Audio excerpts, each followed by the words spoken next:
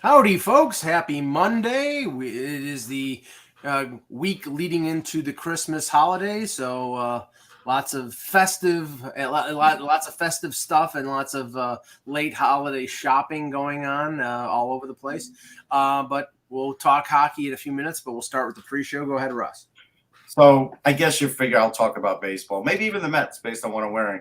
The Mets introduced Kodai Sanga today to the media. Now, here's something you want to ingratiate yourself to, a New York media, being from a land like in Japan, a faraway land. Speak a little English, and he did. He had just an introduction prepared in English. That's really a great idea. Like that was like, you know what? Very much appreciated just hearing it. He's not going to be able to speak English the whole year, and that's fine. But that was a way to sort of like, hey, hey, I'm happy to be here. He got in town a couple days ago. He pointed to number 41, Tom Seaver way. Now, he used to wear 41, and he knew he wasn't going to be able to wear 41 for the Mets. Interestingly enough, his other number was 21, but he didn't choose 21. 21 was Cleon Jones. And I kind of think now, since the Mets aren't giving it out, they probably have plans for 21, which they've never done anything about.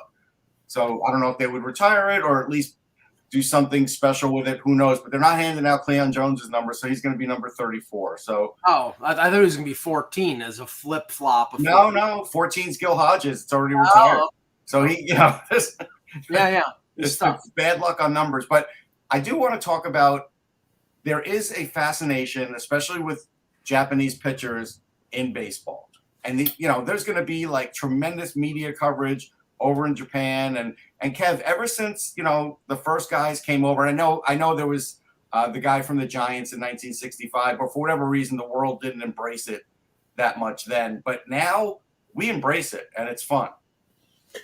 Yeah, and they've brought over, so we've had some good pitchers come over from there, so, it's, you're getting it's a big help to get these guys. So, and I mean, you're right though. It is the media coverage that Japanese media provide. Like they, I remember when Nomo was over here, they had a guy following him like around the clock, so. Right.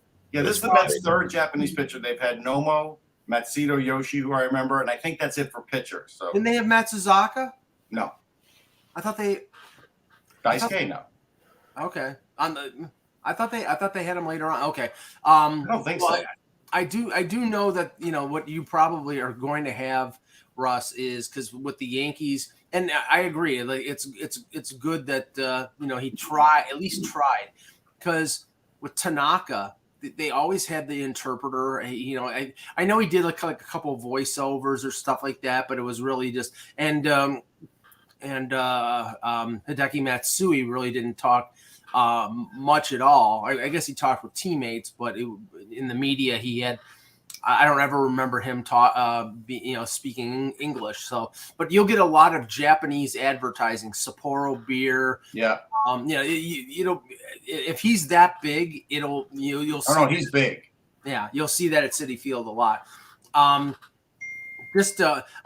One thing because I think this is the first show that we've had since the Yankees signed Carlos Rodon. Yes. I don't know how big this is. I mean, the way they're making it sound is like this is like they signed a second ace. No, it is. I think the market and even some of the media are a little jaded in his regard because he was a late bloomer. Yes.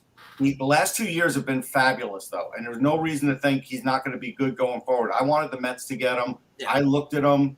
The numbers are great. The strikeout numbers are terrific. Yeah. These days, it's kind of funny. It's like back in the old days, you didn't care if your guy could throw 95 or not. You just cared that he had great location and a lot of pitches. Now you care if he doesn't throw 95, like Kev, it's like you don't even want the pitcher anymore. Yeah, no, that's right. Yeah, it's a different. You want a thrower more than you want a pitcher. Yeah, at times you do. Yeah, it does. So I did want to bring up just because. Yeah. I haven't been on, I want to talk about the World Cup of Soccer again because, wow. I've told this story before. Everybody knows that I'm a traditionalist when it comes to the playoffs. I always thought there should be a 50-year accord that was signed by the league that said they would never change the current playoff structure and even consider a shootout. Because I just think, our game is so cool that, it could go into the night and all that. Mm-hmm. But saying all that, I often tell the story that probably one of the most pressure-filled moments I've ever seen in hockey was in 2000 in the Lillehammer Olympics when, Peter Forsberg scored that goal.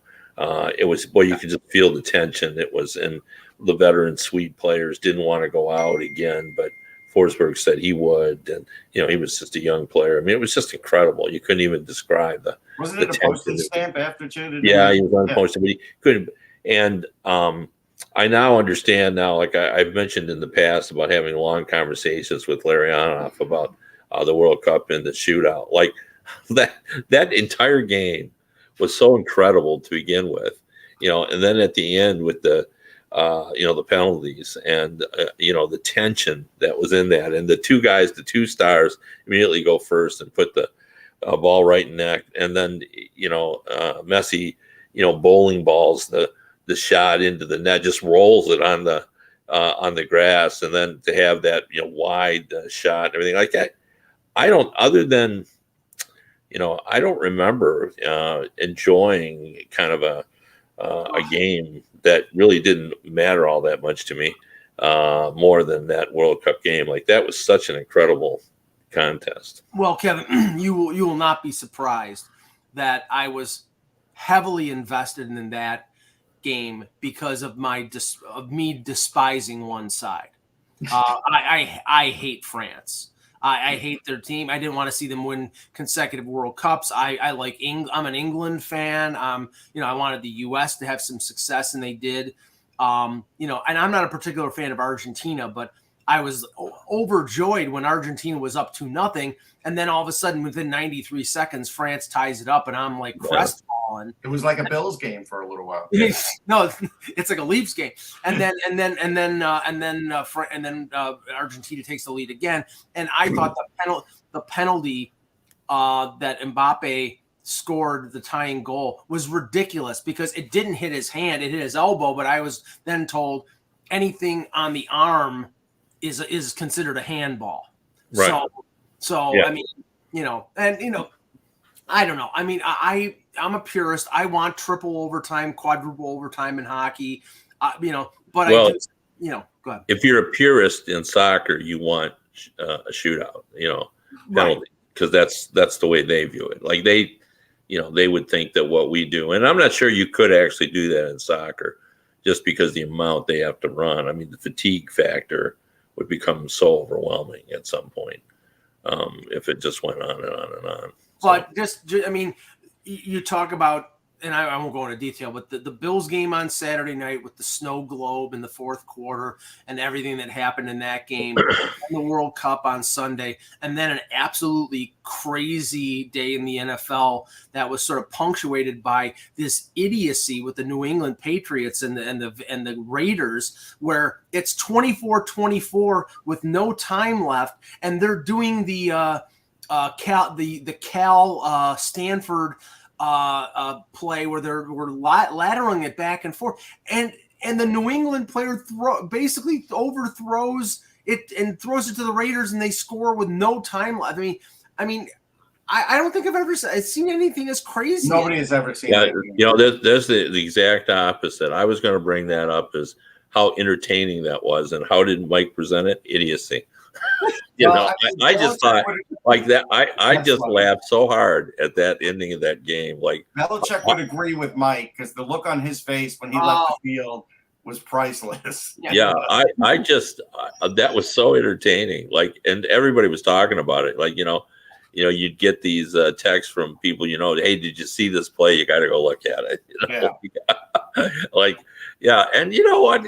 Those kind of things are going to happen every once in a blue moon, as my grandma. Well, they didn't play it safe. We'll say that. No. And the last thing, I think Belichick was still in shock when he gave Josh McDaniel a hug, because normally he would like almost ignore the guy, and he said, he was just in such complete utter like. That's a great point. I think you're right on that. Yeah, no, it was, and then the Minnesota comeback too. I was at a game and people all of a sudden were saying, "Hey, is anybody seeing what's going on here?"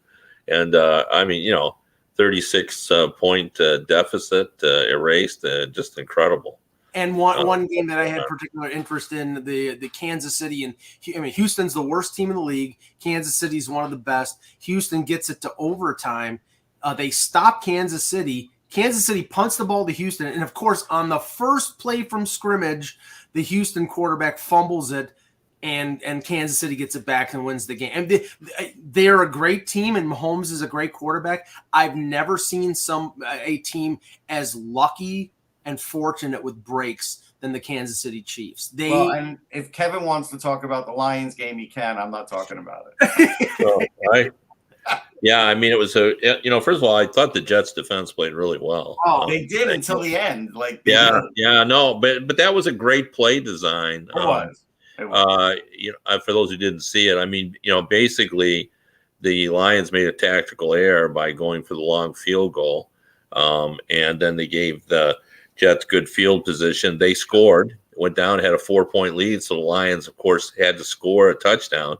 And as they moved down the field, they had the tight end. They kept him in. And what was sort of coincidental or ironic, the tight end who dropped a pass 2 or 3 plays before, he stays in the block. They put everyone went right. He sneaks out of the blocking scheme going left. He's all alone. All alone. And then ends up going like 50 yards for a touchdown, and they end up, winning that game. And, it puts the Lions in a playoff picture now. If they win their next game and 2 other teams lose, which is possible, they would then be in a playoff spot with 2 games to go. So, it was a very big game for the Lions. They started out the year 1-6, and suddenly they're playing well. Their offense has been good all year, and that offensive coordinator who called that play is one of the reasons. But their defense has just kind of come on. But I was actually impressed with the Jets. They were down an important player, and they played well. Williams was missed. You guys were gouging the Jets for running yards that really weren't there weeks before. But, it was – I was just mad that the Jets didn't make the field goal because he had been making kicks like that all year. At a tie game, hey, at that point I wouldn't be mad. I was just mad at the missed field goal. Well, that was a long field goal. Yeah, but he's made them from 60 and 62. Still. The percentage on that, the probability is still low, even if you, that was I was actually kind of confident in that one. Usually I wouldn't be, but I was. I thought that was too long, and Here's the one thing you'll agree with, Kev, and it's similar with the Lions. Being a Jets fan, it's almost like they have Hollywood script writers, and they're just figuring out how they can one-up themselves on heartbreaking losses, and they did it. They did it again yesterday. Yeah. On Sunday. Yeah. Sounds like a team I'm familiar with. Yeah. I would say that I thought that we had, even though yardage-wise, Wilson played the better game. No, but he didn't.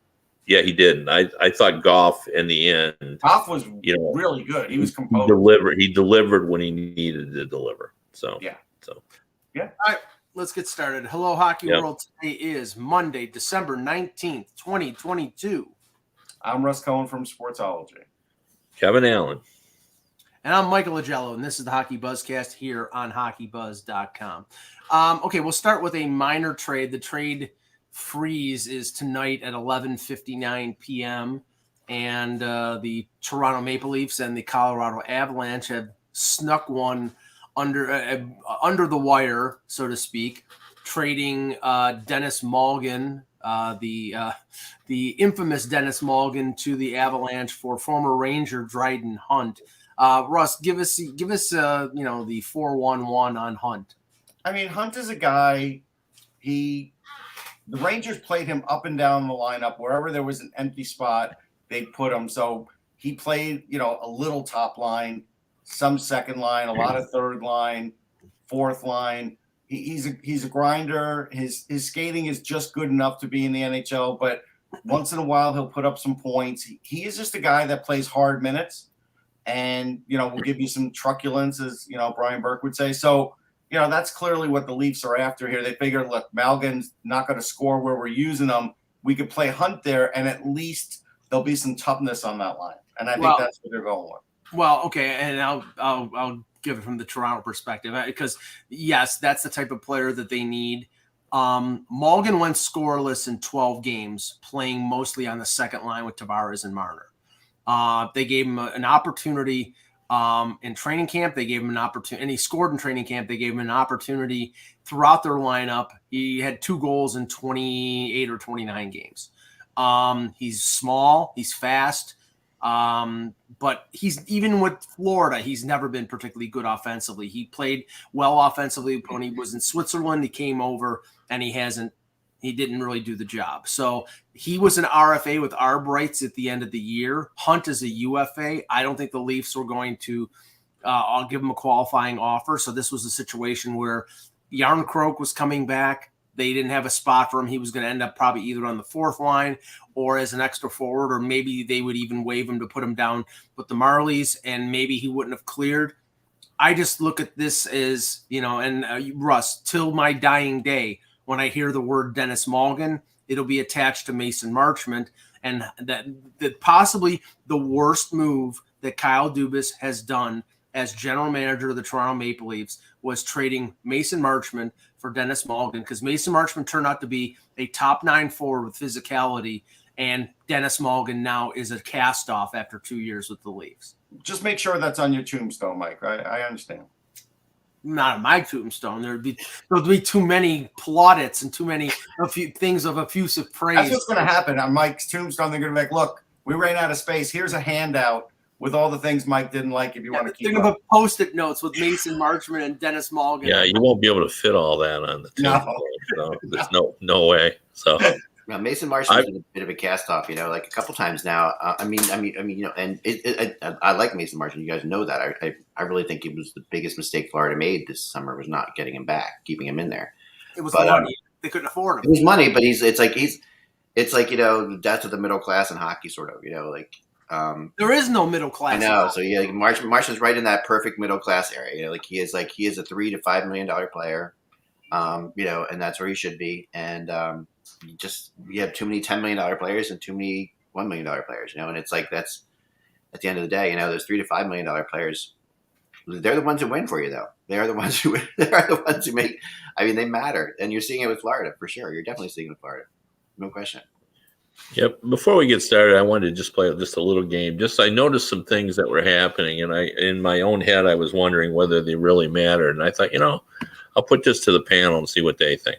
Okay. So the first thing I read was that the Philadelphia Flyers, as everyone knows, would love to move Van Riemsdyk. And some of the speculation has been is that the Pittsburgh Penguins, who are looking for secondary scorers, might be interested in Van Riemsdyk. But as we all know, the Penguins and the Philadelphia Flyers are rival. So does that matter anymore? Can the Penguins get James Van Riemsdyk from Philadelphia? Yeah, I'll tell you what matters. Okay, I'll just go back to the Mark Streit situation. It wasn't that long ago. It was probably a decade ago, where he ended up going to the Penguins via another team, and I think that's the way they would have to work this too. But no, I don't think so, Russ, because when that trade happened, the Flyers were still competitive. Right. The Flyers were a competitive team. This is not a competitive Flyers team. This is a team that's just built, dumping the year. You wait for the fallout when this happens, and Ron Hextall will be a fallout, but straight up. You wait for the fallout from that. It'll be massive. I don't think so, because I don't know. My opinion is this fan base has just had it. This is not going to be something that they really care about. It doesn't matter that much. That's my opinion. I don't know. I might be wrong, but I think as an outsider of the Philadelphia realm, I would say that since Van Riemsdyk is a rental, he's up at the end of the year, and he's been an albatross in terms of the contract, not in terms of the play. I think this would fly with Flyers fans. I think they would say, sure, if you get a return that's decent, we don't care where he goes. Well, it's not going to be decent. So if it's it isn't going to be decent. Well, if it's going to be a third or a fourth round pick, Mike. Yeah, then basically trade him anywhere other than Pittsburgh. Then Yeah, I mean, I think that if they have a chance to move him someplace else, they would. But I think if Pittsburgh's the only team that wants him, they'll move him there. I think that's how I think it would play. I think that, I mean, yeah, and you know, I mean, this fan base just watched Claude Giroux get traded last year. You know, it's like it's not. And how'd that work out? I know, but I'm just saying it worked out pretty well for the Flyers actually because I mean, Tippett's. Yeah, but they didn't trade him to the Penguins. They didn't trade him to the Penguins. That's true. But that's again, this is also Claude Giroux and not James Van Riemsdyk. So you have to take everything into account. It was a guy who's already traded for Luke. He was the most popular player on the Flyers for a decade. You know? Yeah, no, and that's why I think it really doesn't matter is because Van Riemsdyk has been, as Mike just called, an albatross in terms of his salary. I don't think it is. In fact, I don't even think they can get it done. I just think even at half the value, it'd still be too much money. But I think the Penguins could use a guy like Van Riemsdyk to add a little secondary. I think a lot of teams can. I think JVR is better than people realize. And he's having a good year. I mean, for Torts, he's actually caught on, which is surprising. Right. And he is a power play guy. He's a really good power play guy. And as we saw like last year, you know, the playoffs, power plays matter a lot, you know. So it's like he can help you a little bit in playoffs in the power play. I really do think that. I think he's worth 100. He's worth half the price for sure. Yeah, Terry in the chat is dreaming in Technicolor. He's saying JVR to Pittsburgh for Kasperi Kapanen because Kapanen's been on the outs with Pittsburgh. He's young. He's I mean, he may be on the outs. But he's what 6 years younger than JVR. Yeah, no, that's not the way it's going to go. But all right, second question. Yesterday, Derek Lalonde, the coach of the Red Wings, pointed out that the Red Wings have great respect for Alex Ovechkin, but no, they can't allow him to pass Gordie Howe playing the Red Wings tonight. That can't happen. Right. That ain't right. I like this. So does that really matter? Does it really matter? Yes. This one has to matter, or else fans will say, "Listen, not in our house." It has to matter. No, or else I give up. It's in Washington, but yeah. This one's in Washington. But. Yeah, it is in Washington, but I'm with you guys on that. Gordie Howe played 25 years for Detroit. Yeah. 25 years. He didn't play a week and a half. You know, he played 25 years, and I think Gordie would be so excited. In fact, his family has gotten behind the Ovechkin movement there. But I don't think Gordie would have liked it if he got it against the Red Wings. That's right. So I'm with Derek. Now he may be doing it just to motivate his team, but that's my point. Yeah, but I agree with him. I think it does. Hats off to him. It's a great move. If he's doing it to motivate his team, it's a great. I mean, it's a great thing to do. You know, like apparently that locker room say, you know, look at that, you know, that flying wing on your chest. You know, that was worn by Gordie Howe for 25 years, and you know, you're not gonna let this guy take it from him. Apparently, Peter DeBoer did a similar thing with Jake Ottinger, saying we don't want Ovechkin to break the record against us, and then Ottinger played a great game against the Caps. The Leafs, I'm shocked that he didn't do it on Saturday because he's made a career scoring against Toronto and just didn't. None of those are even close to the idea of passing Gordie Howe against the Red Wings. Like it would be worse would be if it wasn't Detroit, Kevin. That would be worse. Yeah, no, you're right. You're right on it. I'm still going to debate the WHA goals because what's the difference if Gordie Howe's goals were in the WHA or Ovechkin is scoring in an empty net? I'm with Russ on that. I would agree, but that's not how it goes. I know. Okay, number 3, but I'm with you on that. Completely supportive because it was hard to get goals in the WHA too. Number 3, 1,000 games. Like we really started to celebrate that. You know, we honor the guys on the ice. We bring their families out now. We give them sticks, not only to them, but now they've started to give them to the kids as well, which is kind of a cool thing. Is 1,000 games really that big? I think it is. Does it matter? It is. What's even bigger, though, they said last night, 1,000 games for Taves and Kane together. I'm getting to that. Leave that alone. I'm sorry. Yeah. But yes, 1,000 games to me is big. Yeah. I do remember being at Bill Barber's 1,000th game, you know, like way back when. And all they did was at a stoppage of play, put it up on the scoreboard, you know. Bill Barber's playing in his 1,000th game, and we all cheered, you know. And I think they might have given us a Bill Barber picture when we walked in or something like that. But that was it, you know. It wasn't like I'm not so into the ceremonies type things. I mean, I think ceremonies before games are a little bit overdone. I think Giroux's 1,000. It was 1,000 games before he got traded, right? Yeah. Okay, so that was a big deal because he'd been with the franchise all that time. He'd played 1,000 games for the franchise.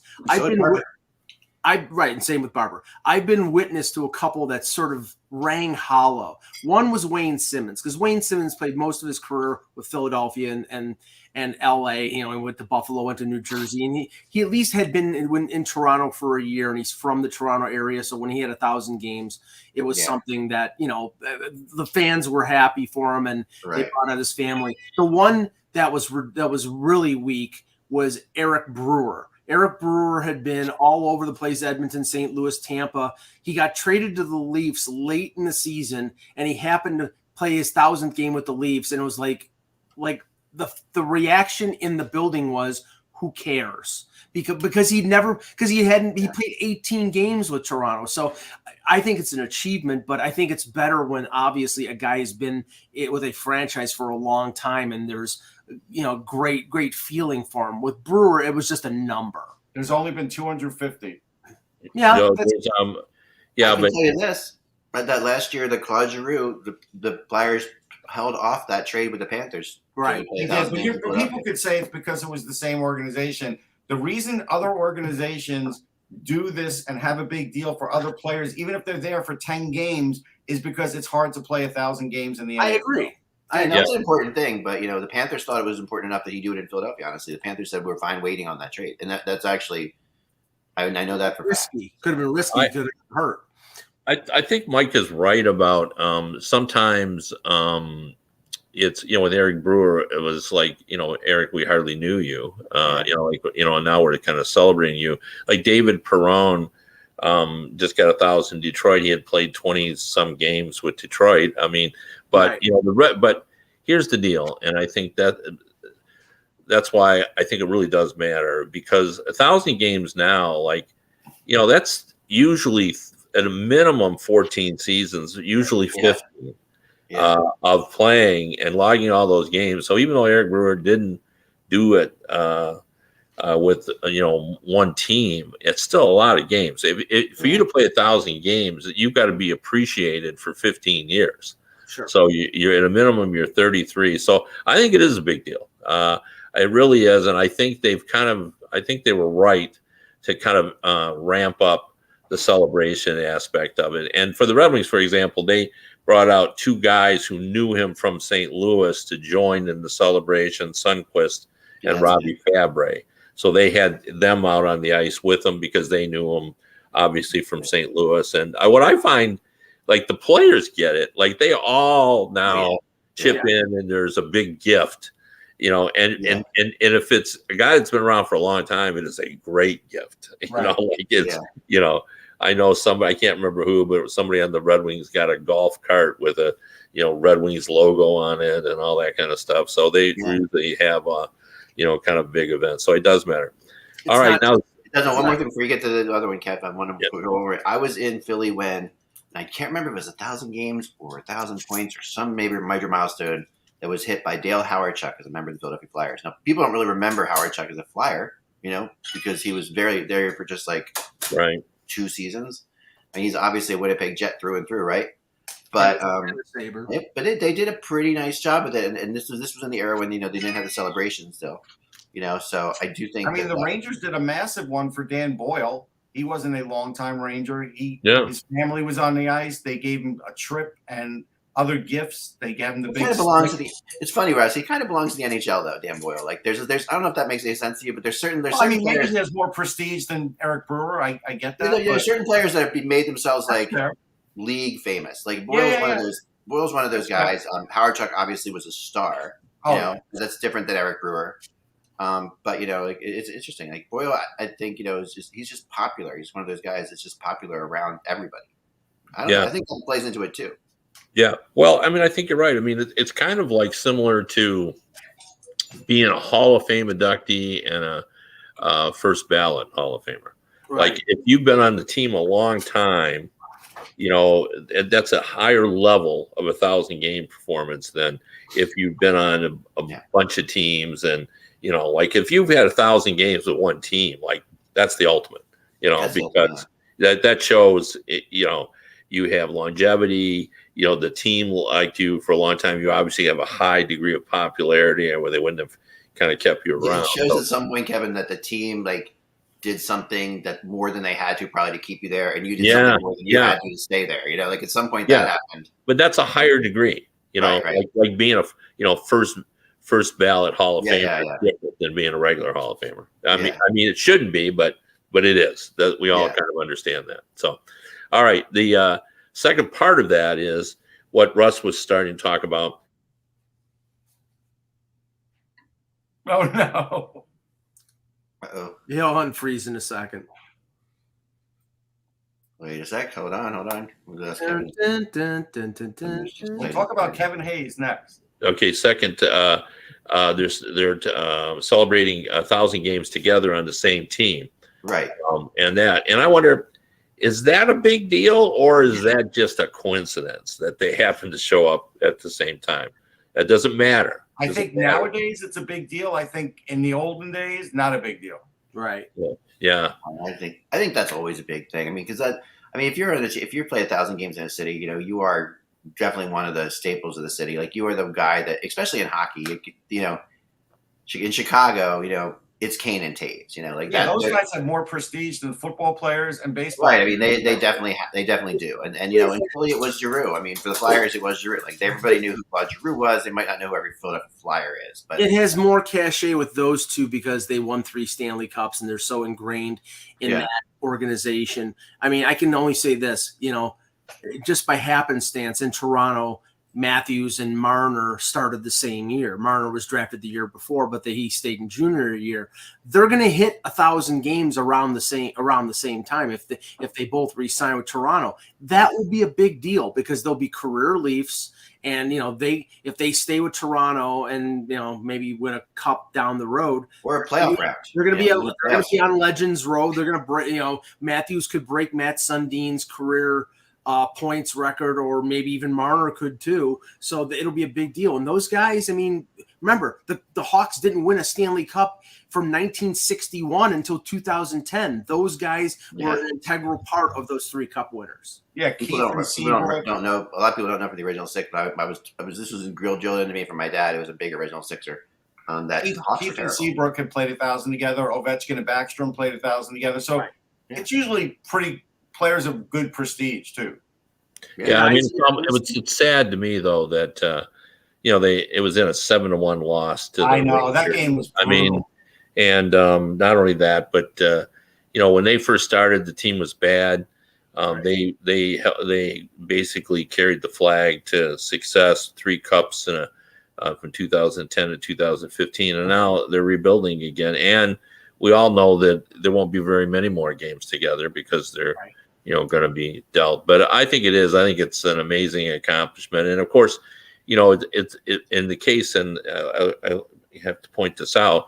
They won't. It's not that they both reached 1,000 games. They played 1,000 together. So because of the injury situation, they're not. They're both at the same level. They reached 1,000 games played. One of them had.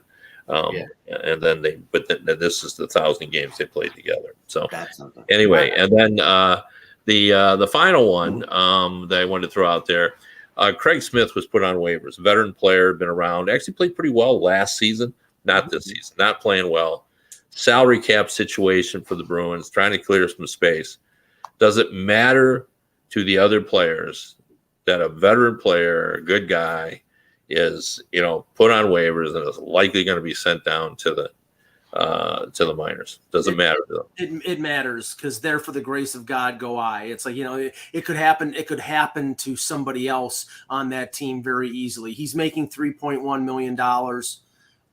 They need the cap space, and they could do that with somebody else. I mean, and other teams could do that with other players. So yeah, I mean, this situation, it's like, I mean, we talked about it in relation to the Board of Governors meeting, the whole $1 million increase for next year. This is something that really has to be dealt with. I mean, we know that the revenues are coming around, and these teams have dealt with basically a flat cap for 3 years, and they've been forced to make moves that normally they would not make because of the pandemic. I know the league has shown as much flexibility as they possibly could, Kev, but it's had detrimental effects on a number of teams because this was not expected.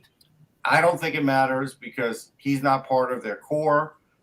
If you went up to the management and you say, hey, we want to get David Krejci back, and they say, well, it's going to be him or Craig Smith, it's like, see you, Craig Smith. Or it's going to be like, can we pay Marchand for another year? Well, we can pay Marchand for another year, but then we get to send down Craig Smith. Then it's like, see you, Craig Smith. So he's just nowhere in the pecking order there in their core, and I don't think it's going to be a big deal. They'll feel bad for a minute, and hockey players turn the page quicker than any sports athletes I've ever seen. Yeah.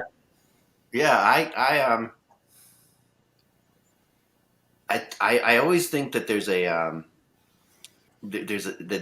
things are shaded by winning or losing in hockey. Like I think that if the Bruins weren't playing well and this happened, it would matter more.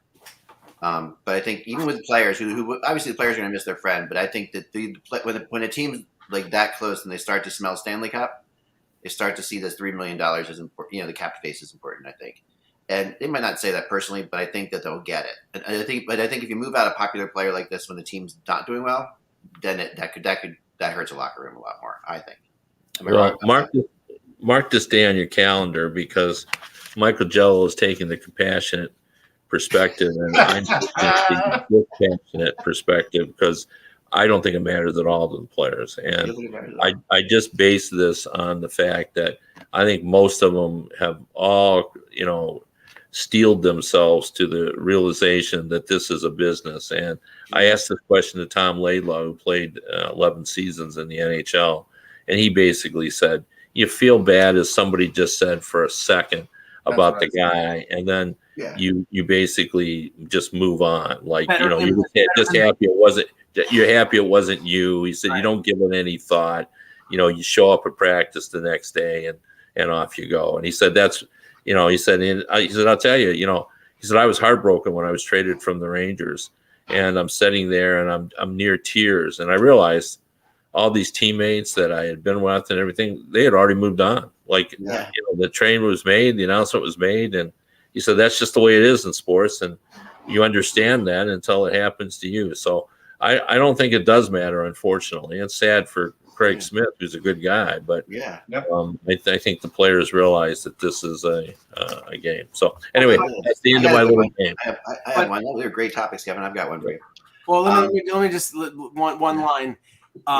He's more than likely not going to get claimed. He's a $3.1 million cap. Yeah, that goes without saying. He's gonna go to Providence, and he'll probably be back in 2 weeks. So they're clearing $1 million on the salary cap. Maybe they have a move intended, but maybe it's just to clear cap space for down the line. But I don't think he's going anywhere. And they've been trying to trade him. He's going to the minors. I mean, the story basically says is, that he's going to join. Who's the other veteran that's down there now? The defenseman. Mike Riley. Mike Riley. Right. Riley. Right. Yeah. All right. So in 1995. One of the quintessential hockey trades happened on this day.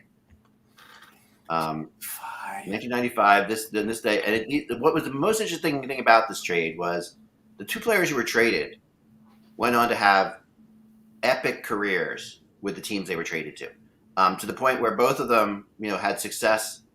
Hard to say who had more success even, but it was the player that was traded. One of the players that was traded was already a star. The other player was an up-and-coming star. Was it a Ginla for Nieuwendyk? There we go, a Ginla for Nieuwendyk. It was 1995 today. And I want to talk about what the careers. And that season started late. Yeah, right. That's right. I want to talk about those careers of those guys because it is interesting to see a trade that works out so well for both sides. It really did. I mean, a lot of people think that Ginla's a better player, and they knew they definitely gave up too much. Yes, but it yielded Dallas a cup in '99. Yeah, Nieuwendyk brought a cup to them, and Nieuwendyk was a hell of a player. And let's not.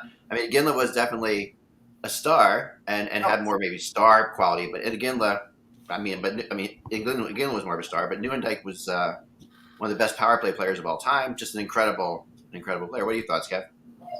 No, I always think back, if you have a championship, as Mike just pointed out, and then the trade was a good trade because those are just hard to come by, and you give up what you have to in order to make that happen. But the problem is that so many people make those what they consider to be missing piece type trades, and then they don't work out, and then Right. you're stuck with the consequences of watching a guy, become a star, and you didn't get that championship. And Calgary came close, very close. They did. I mean, they went to Game 7. Dallas did what they needed to do. I mean, the Rangers in '94, they traded Tony Amonte. They traded some good young talent too. Yeah. I mean, it is what happens. But like Kevin said, if you win, you forget about it. The slate's wiped clean. It doesn't matter. Yeah. I mean, Calgary might have a tougher time forgetting that they traded a budding superstar, even though he hadn't reached that level, for a couple pieces that helped them win a cup in '89, meaning Rob Ramage and Rick Wamsley for Brett Hull. Right. But it did help. It did help them. I mean, are you telling me that if Rasmus Sandin turns out to be the next Erik Karlsson, would Leaf fans regret them trading Rasmus Sandin for a guy who wins them a Stanley Cup this year? No friggin' way. No, but we know the Leafs aren't going to win the cup, so it's a moot point. Shut up. But they'd be. What I'm saying is the organization and the fan base would be willing to pay that price. Yes, they would be. Yeah. So. What are your memories of those two guys, Kev? Well, both of them were incredibly likable guys. Aginlo is one of the friendliest guys to deal with. Always a tremendous interview, and he was kind of the old school original six type player where he could, he could play physical, he could fight, he could score goals. He was a great leader. Like, he was just an incredible player, and as I said, one of the nicest guys. And Nieuwendyk was not an overly physical player, but was also an exceptional character guy. And what I remember about this, I did the book on, why is the Stanley Cup in Mary Lemieux's pool, which is this players' remembrances of their celebrations. Right. And Joe Nieuwendyk's celebration, I'll never forget, because he went to Cornell. He went to Cornell, and he had a blind professor there, and he took the cup and brought it to the blind professor, and the professor, of course, felt the cup and felt the indentations on all the names. And Nieuwendyk said it was the most memorable thing that he did with the cup was watching a blind professor have his moment with feeling the cup, and I've never forgotten that story. That's an amazing story. It's funny because my wife went to Cornell, so probably the most famous. Well, Ken Dryden went to Cornell too, but Nieuwendyk. So when there's a bar, I forget what exactly it's called. You would kill me for not being able to remember the name of it. But there's a real bar that's like the big Cornell bar, in Ithaca. And when you go in there, you walk in, the first thing you see is a big, like, blown up wall size picture of Nieuwendyk with the Stanley Cup in that bar. He brought it back to his college, and I always remember seeing that. That was just an incredible thing. Now, Nieuwendyk was again traded by Dallas to the New Jersey Devils. A young Jason Arnott was in that deal, plus first-round pick, and Randy McKay, and he won a cup with the Devils. So, and the crazy thing about that, Russ, here's the crazy thing about that. These are like reunions, like every 5 years for college. When that goal happens, when they win that cup, when Nieuwendyk wins that Stanley Cup, we are in that bar in Cornell. Oh, that's funny. Yeah, absolutely just at a reunion, just a complete coincidental thing, just crazy. Like, I went out of my way to interview Nieuwendyk when he won that cup because I wanted to sort of get his feeling of like where he was in his career, winning again, and he was like grateful, like he was just so happy. Like, I'm not sure he thought it was going to happen, and I think it was just like one of those nice surprises for him. And he wasn't like a huge player anymore, but he's still pretty good. Well, Russ, all I know is that he had a streak of, he went to Calgary, he won a Stanley Cup. He went to Dallas, he won a Stanley Cup. He went to New Jersey, he won a Stanley Cup. And, of course, the next team that he played for was Toronto, and that broke the streak. Yeah. Well, I mean, anybody gets traded to Toronto always breaks the streak. I'll take Michael up on his offer here. If you're going to send me money to wear a Christmas sweater, I'll take it. Give it to me. Okay, there you go. So and a little more current news. We're close to an extension. Apparently, it looks like on Stuart Skinner. Did you guys discuss this? It's already been signed. 3 years. Did you discuss this at the beginning, or? No, we didn't. 3 years, $2.6 million. And my joke in the chat, and it's not a joke, but it's the truth. They got a great value on a young goaltender This is sort of like the Kochetkov signing, where I think it was $2 million. Now at 2.6 for Stuart Skinner, who right now is their starter. So you're Although getting he was horrible last game, but you wouldn't mention that. But you're getting a great value on a young goaltender at a reasonable salary, and that counterbalances the bad contract that you signed for the guy who right now is your backup in Jack Campbell. See, I disagree because he's still unproven, and actually, this is Edmonton spending too much money on goalies. In the end, Ken Holland is spending way too much money on goalies because every 2 years they're signing a goalie. Like, it has to stop. I mean, since altogether it's like $7.6 million of goalies. Yeah, I don't think that's too much. I think it's too much for what they have. For 2 goalies, that's not bad. That's about I think average. for the quality of goaltending they have, it's still too much to spend. I mean, the Islanders are spending $9 million on goaltending. That's a different situation. Yeah, but I'd rather have the Islanders goaltending. Yeah. Yeah, but look at the Islanders goalies. That's for sure, right? And then, the Panthers are spending $14 million on goalies or whatever. Well, not yet. Next year they are. So, but the reality here is, I mean, these are 2 good goalies. And Skinner's shown he's been a good goalie so far. Campbell is not having a good start, but he's been a good goalie in his career, and I do believe he'll get back to being a good goalie. I don't think he's lost it altogether yet. I'm not ready to I'm not ready to jump off that bandwagon completely, but I do think that Skinner's having a better start of the season for sure. And I think that when you look at where Edmonton went for the trials and dramas and tribulations that the Oilers have been through with their goaltending, $7.6 million for Skinner and Campbell feels pretty amazing. It's not a guarantee for either one of them. That's why it feels amazing compared to what they were doing before, Russ. I mean, I don't think it is. But we're talking about ECHL level goaltending and Mikko Koskinen and Smith, who was Well, but I mean, Mike Smith. I'm not going to slag on Mike Smith. At least he was a professional. At least at one time he was a top echelon goaltender. At age 40, what they were asking him to be was ridiculous. So is Skinner and Campbell better than that? Yes, but it was that quality? No, not at all. For sure not. I don't think the 7.6 is an outrageous amount of money, and I don't think it's outrageous. I just don't think they're getting the value. Well, I mean, it's possible they won't, but I would think the odds are good. I mean, we're going to be up to $90 million salary cap in very short order here, and as I've talked about this before, but when you're average 7 or 8 players making $1 million or less, then you got $82 million to play for 15 players. Right. 7.6 is going to seem quite reasonable. Okay, well, how about this? So Carolina's spending 6.5 on Freddie Anderson and Pyotr Kochetkov. They've got a rookie. They've got a rookie in there. They got a guy. So even if it was the same money, so let's say they were spending the same money, which 2 would you want? I would take Carolina's. I would take Carolina's too. They're getting way better. But I mean, you can look all the way around the league, and that happens. Really, the only way you can judge it is how much are they paying, and then you got to hope that they come through for you. But that's true no matter who you get. Because you have to ask what Kochekov's going to get in his next deal. Like what Kochekov's going to get. This is Skinner's next deal, so you have to ask what that's. I know, but it's a similar thing with Carolina. They're paying 3 goalies right now. I mean, Kochekov is on his ELC. Ranta is making $2 million. He's injured, I believe, and Anderson's making 4.5. Right, but Anderson's on IR. But technically, there wouldn't be 3. They would get rid of one if they had. But in terms of money out of pocket, they're paying 3 goals. Yeah, but I mean, that's all. I mean, all you're trying to do is keep your goalie costs down, and you hope they come through for you. Right. So. And if you're a contender, which Edmonton considers themselves, even though I know they're not, looking like it right now necessarily, but they are. They won a couple playoff rounds last year. They have to look at it this way. They have to have 2 solid goalies. You have to, or else you're not going to go anywhere.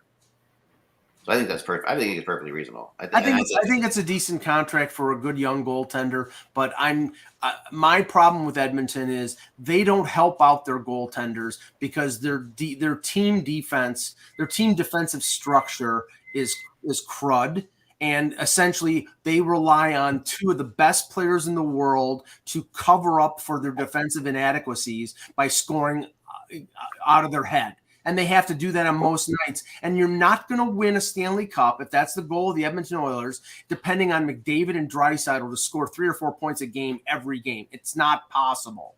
So who would you rather have, Mackenzie Blackwood and Vanacek, or the Edmonton goalies? Vanacek is making 3-4, Blackwood's making 2-8. Well, Blackwood's been hurt all year, so I know, but I'm just saying I'm using the higher Yeah, salary. you're trying to assign value. Well, I'm just saying there are teams that are getting much You better just gotta value. look at how much it's still a judgment. I mean, we don't know coming into the season. We didn't know what Vanacek was going to No, do. but again, Right. I'm You know what using a Skinner was higher gonna do. goalie. Right. They're spending less now with Schmid. I mean, you're just trying to get your goalies to come in under a reasonable amount of money, which I think Edmonton has done. Now it's will they perform? And the same thing with the Devils and the Carolina. They've spent this money on goalies. They need them to perform. Right. I would take the Devils goalies, even if it was the 2 higher priced goalies.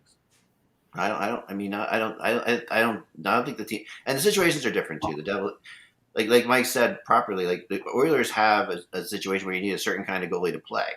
You know, you need a goalie who's going to be able to play in that wide open style. Skinner has shown the ability to do that. You know, Skinner has shown the ability to play in the wide open style, which is what Campbell did pretty well in Toronto, not doing so well in Edmonton. But that wide open style of play, that's a different thing than, you know, you wouldn't want Freddie Anderson to play in that style. You know, like it's a different kind of game. You know, I think that also plays into it. They've got the right goalies for their system, and I think that's what makes Edmonton really, I think, potentially scary as the year goes on, because if they do start to get it together, and they will get, you know, obviously they need secondary scoring, like Mike said, they do need that. They've got some of that. They have a lot more potential than I see. I don't see that, and maybe it's just because my opinion is colored on Edmonton, because they really haven't philosophically changed from one coach to another. You know, I can't take anything away from them. They used an unbelievable run of McDavid and Draisaitl and Vander Kane to get to the conference final last year, but it was mostly on offense. It was mostly on their offensive firepower. They have not philosophically changed for 4 or 5 years. I don't think that's true about them. I actually don't think that's true. Well, I think Edmonton has gotten more sound defensively. They have worked on things. They're not the defensive stalwart or anything like that, but neither is. Yeah, I don't know. I mean, right now, one of the big discussions going on right now is, you know, how poorly Bouchard and Nurse have played, to go out and get. I mean, yeah. I mean, but here's the point I would make that I would agree with Yak, and I would disagree a little bit with Mike. I think the philosophy has changed. I don't think they've been able. Like, I think Holland did try to go out and get a goaltending. Yes. And I think he did try to find defensemen, but he was wrong on Duncan Keith, and he's been wrong on other things. And he hasn't been able to get that guy that he's really been looking for. So they may have changed, but have really been unable to facilitate bringing in the players they would like to get. You're dead on, Kev, because, Ken Holland goes out and says, we need to improve defensively. You don't go out and get Tyson Berry and Cody Ceci if that's your goal. Yeah. Well, I mean, Skinner's the 23rd ranked goalie. Bob is the 24th. Everybody, if Bob didn't have the $10 million salary, like, what would you say then? I mean, 23rd ranked goalie is not great either. You're getting it's a different kind of goalie, though. Like, I really feel that. Like, you get what you pay for, and that's what I'm pointing out. But I think what you want from your goalie is wins. Not like, and you look at the rankings of goalies, it's not really wins. It's it's about goals against the save percentage. I really don't buy that save percentage for Bobrovsky is the same. Well, he's 9-8. I don't think you get what you pay for in goaltending. I think you get whatever they are that season. I mean, it's sort of like you can identify, and you and I both know this, the top pitchers in Major League, but you don't know from one year to the next whether they're going to win 12 games with a 3.4 ERA or 16 games with a 2.8. Right. You know, there's just some variation. And I think the same is true in goalies. Like, you know, there are some guys that you and I and this panel can identify that we would like to have when we'd be willing to pay more to get them. You know, the Shesterkins, the Sorokins. Sure. Those are the guys within. But the rest of them are kind of in the mix, and now you're just trying to keep your costs down. That's the only point I'm making. No, I don't. And then you roll the dice, and you just roll the dice. I understand the cost thing, but I'm also saying Jake Allen has the same amount of wins as Stuart Skinner. Well, for okay, I'll just say this I'm just saying. For It doesn't matter. For a team that's goaltending starved like the Buffalo Sabres are right now, with Eric Comrie on the injured list, with Luukkonen playing when he shouldn't be playing, and a 41-year-old Craig Anderson, they would sign up for Stuart Skinner at $2.6 million every day, including Sunday. They would die to get that kind of goaltender. Right, and this is a team that gave up a goalie that's probably one of the best in the league right now in Allmark. Like he's probably one of the best in the league right now. Well, they tried to sign him, but Boston came in with another year and another $1 million. Right.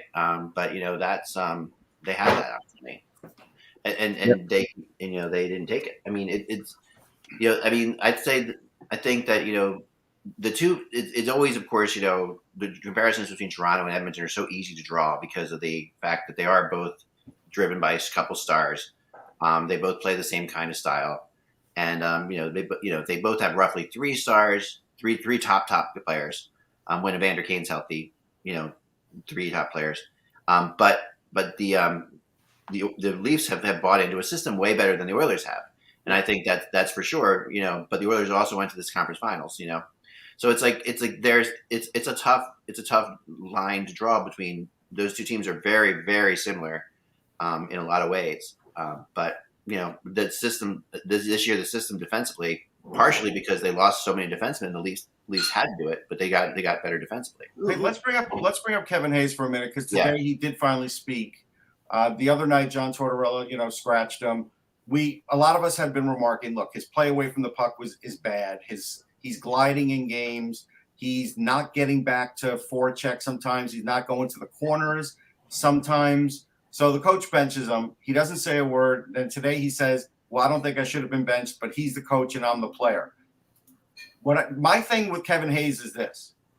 If you want to say he's not getting the system, like he's not smart enough, I don't think that's the case, because I watched him improve when he was with the Rangers, where he had very little hockey sense, and by the time he left, he had a lot.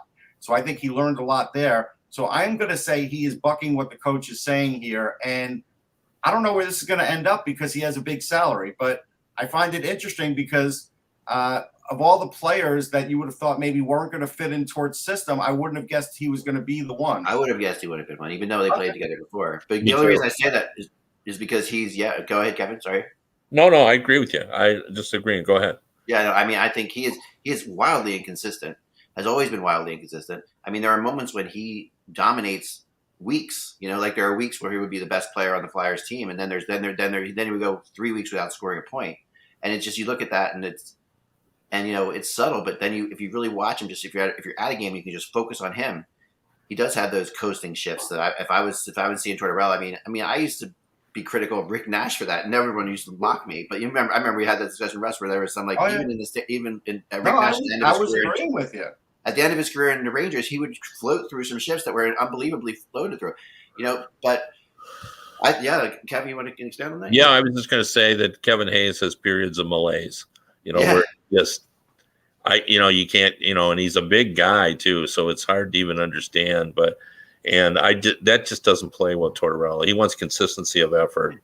That's what he demands. And if you don't score for 10 games, but you're working hard every shift and you're in the other guy's face, Tortorella's fine with you.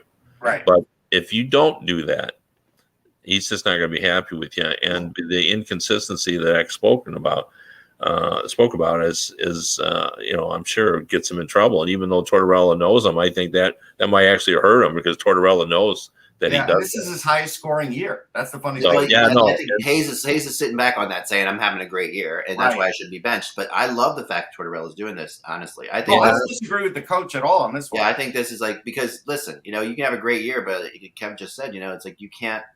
What's the end point of this? Because it doesn't seem like Hayes is really going to snap to it all of a sudden. And so I do kind of wonder what the end point is. And that's why with Kevin here, is it actually possible to move Kevin Hayes? No. I think it would be hard. Yeah, I do too. The end point has to be that it has to be, he is a proud guy and he doesn't like being benched. And you can sit there and say, you can sit back and say that I wouldn't make the decision or whatever, but you can tell it's pissing him off big time.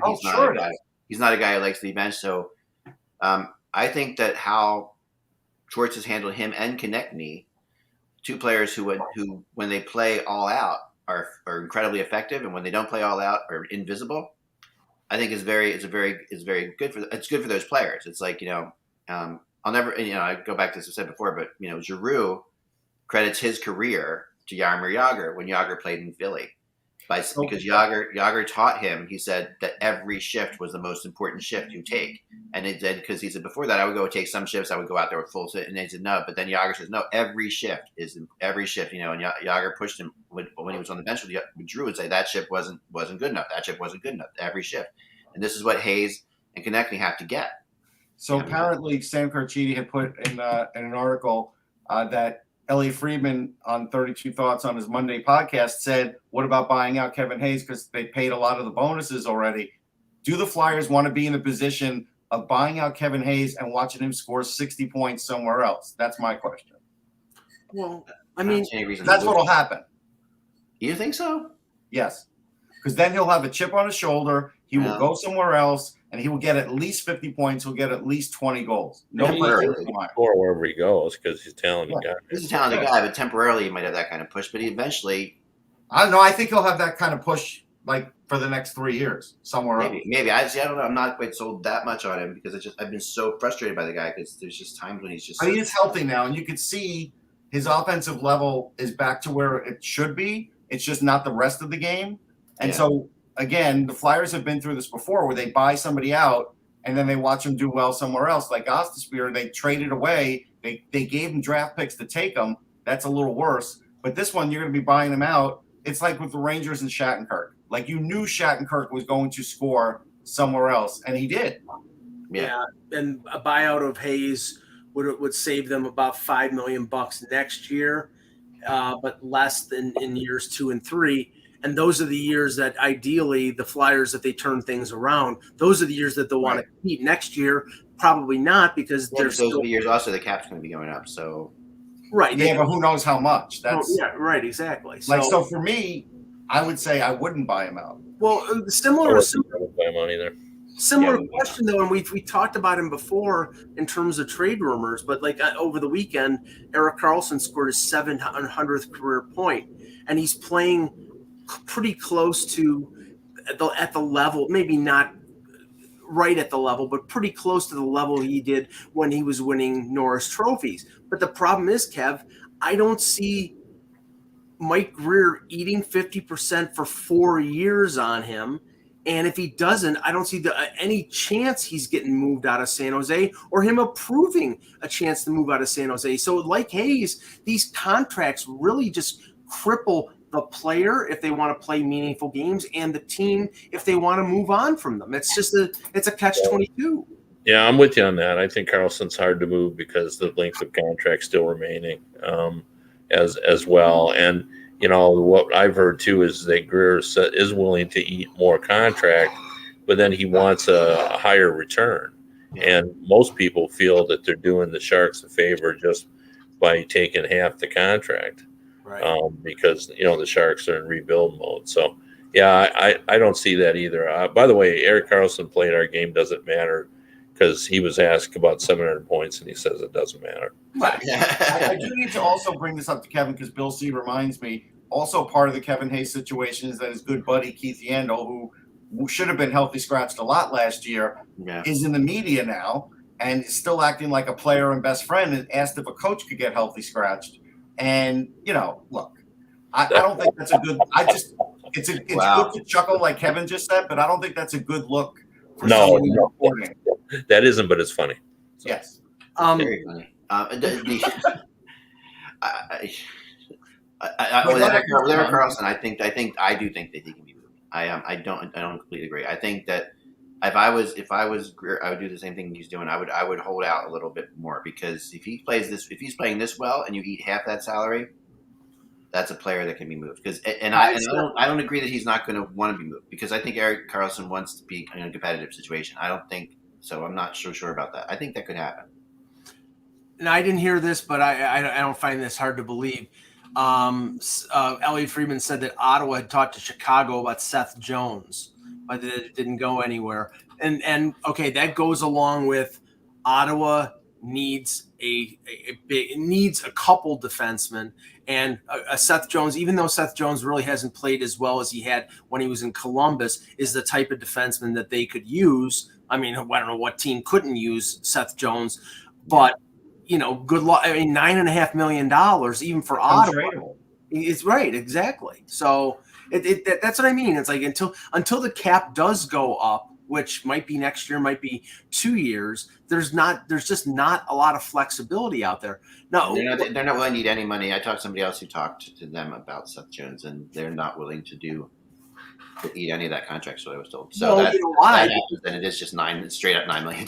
So yeah, but you know why? Ack? Because they're going to have to retain 50% on Kane and Taves. Right, exactly. So and they feel they have more value. So. I think Kane has more value than Jones, but Jones might have a little more value than Taves. But Jones, you'd have to retain money for 7 years on Seth Jones. That's why. Yeah. If you can get Seth Jones at half price, you do it though, because he's he's definitely a $5 million. They won't do it. They've made that clear. Yeah, they made that clear, but. No, yeah. I'm just saying, if he was available at half price, they would have a place they could put him. I wanted to bring this up because two of the more lauded streaks in the first 30 games of the season has been New Jersey with their beginning and Toronto with their 15-game consecutive point streak. Okay, New Jersey now has lost 3 regulation games in a row. I think they've lost 5 in a row. I think they lost 1 in overtime and 1 before that. And you look today, and Carolina's tied with them. So that streak, I mean, not to say it's gone because they banked those points, but the reality is you'd think that they'd be 10, 12 points in first place, and they're tied. And just similar, Toronto, 15 consecutive games with at least a point, 12-0-3. You look today, Tampa Bay is 3 points behind them with 2 games in hand. Yeah. Well, here's the scarier part of the Devils. I talked to a pro scout who was seeing a lot of Devils games. He said actually, and it's longer than 3 games. I forget, because they've lost 5 games. But he said the Devils played fine in those games. Like it wasn't like they just have slipped. But that division is tough, and the league is tough. And now the Rangers are hot again. The Rangers are hot. Washington's playing well. The Islanders are slipping. Like it's going to be like this every few weeks. Yeah, doesn't Carolina have points in like a billion? Yeah, Carolina's about to lead the division. The whole Eastern Conference is crazy. I mean, I mean, it is amazing, just absolutely amazing. It just shows that in this league, it's so hard to gain ground, it's hard to lose ground. It's this case. I mean, you really, if you get out the big start, you are going to be pretty safe for a while. We talked about that. 30 points in 20 games, which is unbelievable. That's just like an unbelievable statistic. I thought that 97% of the teams. Yeah, they'll make the playoffs now. I think you're right. They'll make the playoffs, and some of these other teams. There's at least 2 good teams in the East that will not make the playoffs. Yeah, for sure. And you see it all the time. It's just crazy. That's all the time we have for today, folks. Thank you again for watching. And remember, without the buzz, it is just hockey. We will be back again tomorrow. See you then.